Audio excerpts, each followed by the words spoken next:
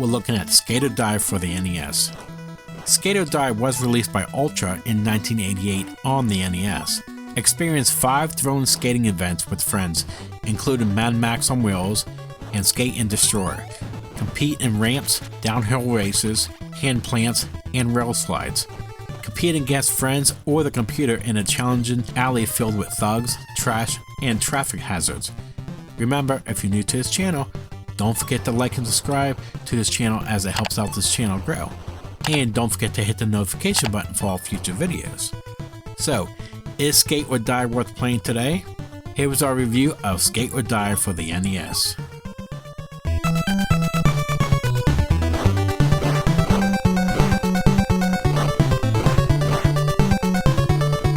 Now, there isn't much of a story to this game.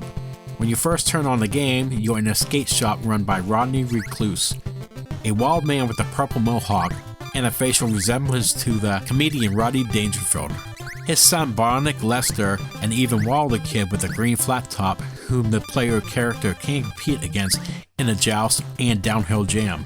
Lester and his 2 pals await the skater at the joust. Peter tackles beginners while Eddie takes on intermediate players, leaving Lester to deal with the advanced pros. And that's pretty much the story. There's really no story to this game.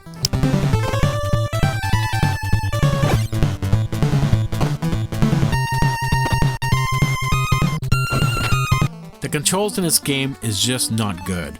You would think that A or B would accelerate, but you have to hold up on the D-pad to go faster, down to slow down, right spins clockwise, and left spins counterclockwise. It's really hard to get used to, and the controls are different between the different events. Players can compete in 5 skateboarding events, either separately or all at once, and up to 8 players may register to play. You can choose from 5 events to skate in. One of the better events is Joust Pool, in which you skate around an empty pool and knock each other off the boards.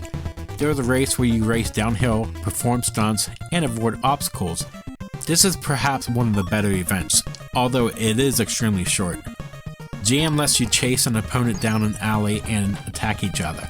This feels pretty limited and generic. The half pipe allows you to perform tricks and earn high score, but you are limited to only 4 tricks. The high jump is a final event and is nearly impossible to complete without a turbo controller. It is often regarded as the game's worst event. These may all appear to be a lot of fun to play, but each event is really short and easy, and you run out of things to do far too quickly. The game provides no incentives, regardless on how well you perform, and there is no save system, so boredom sets in really quickly. And the event winners are determined by a point system.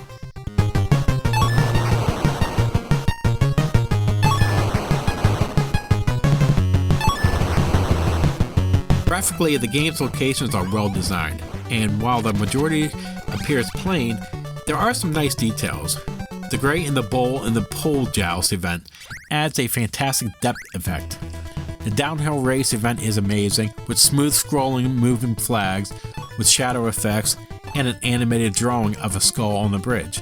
The jam level is worth mentioning, with the swinging gates and fans spinning on top of the well-drawn structures. There was a massive half-pipe in the freestyle and high jumps competition, with an eager audience in the seats in the background applauding whenever the skater performed difficult tricks.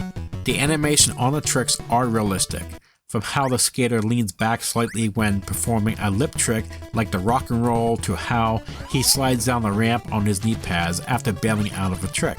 It's nice to see how much care has been paid to the environments and the realism of the tricks.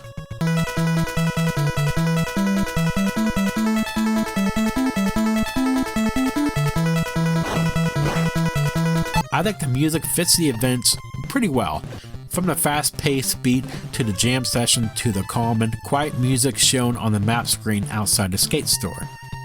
The sound effects appear to be carefully thought out as well. The sounds of the wheels on the enormous half-pipe and the noise of the skater sliding down on his knee pads sound realistic, much like in real-life skating.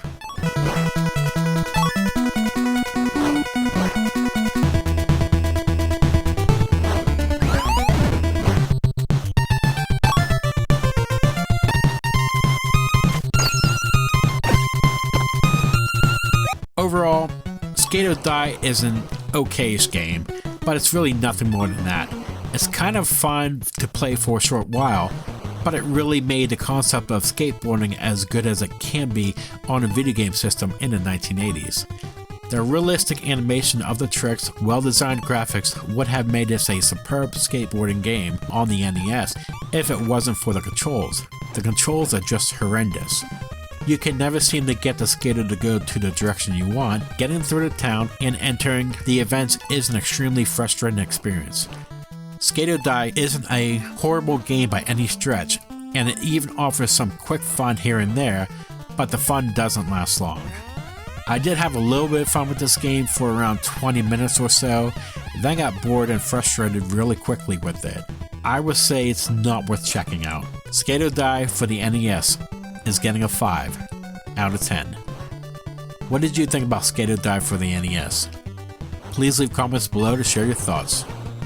That would do it for this episode. Remember to like and subscribe if you liked this review.